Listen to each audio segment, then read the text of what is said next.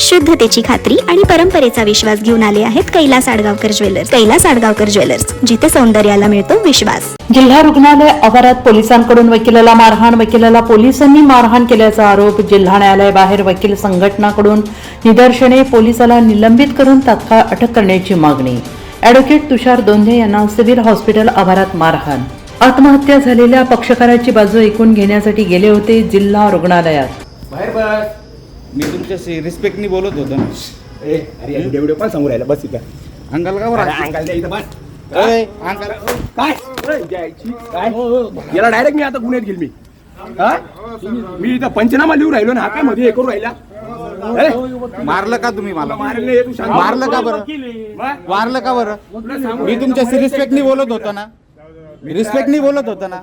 मी यांना विचारलं, साहेब मध्ये बसू का म्हटलं. अंगाला झटून राहिला, अंगाला धक्के देऊ राहिला. वकिलांना तुम्ही अशी वागणूक देता का?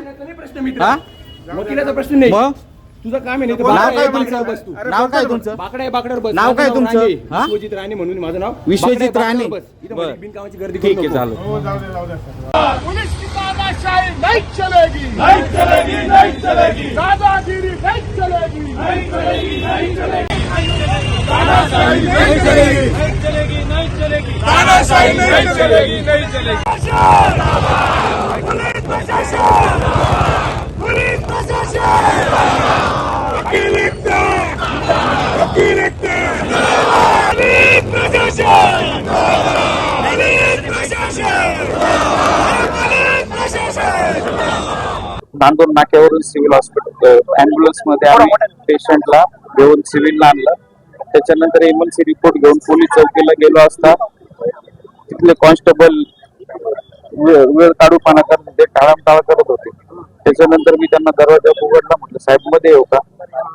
म्हणे हा कोण तुम्ही? म्हटलं बसू का साहेब? म्हटलं मी वकील आहे म्हटलं आणि ते तुम्हाला एमएलसी रिपोर्ट आणि पंचनामासाठी मदत करतोय. पंचनामासाठी मदत करतोय म्हटलं तुम्हाला.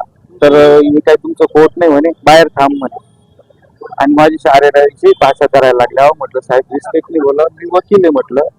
हे तुमचं कोर्ट नाही म्हणे, तिकडे शांतपणा वकील कोर्टात करायचं म्हणे. आणि उठून मला धक्काबुक्की केली आणि 2-3 काना खाली मारल्या. त्याच्यानंतर मी मोबाईल काढून व्हिडिओ काढायला लागलो.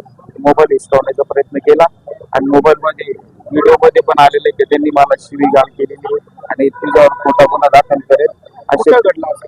हे सिव्हिलच्या इथे ती पोलीस चौकी आहे ना सरकारवाड्याची, त्यांनी नाव व्हिडिओ मध्ये नाव त्यांचं विश्वजित राणे असं सांगितलेलं आहे. मी तुम्हाला ती व्हिडिओ देतो. त्या व्हिडिओ मध्ये तुम्ही बघून घ्या. त्यांनी मला आईवरून पण शिवीगाळ देण्याचा प्रयत्न केला आणि खोटा गुन्हा दाखल मध्ये अडकवण्याची धमकी पण दिली. त्या अगोदर टाळमटाळ करत होते, वेळ काढूपणा काढत होते.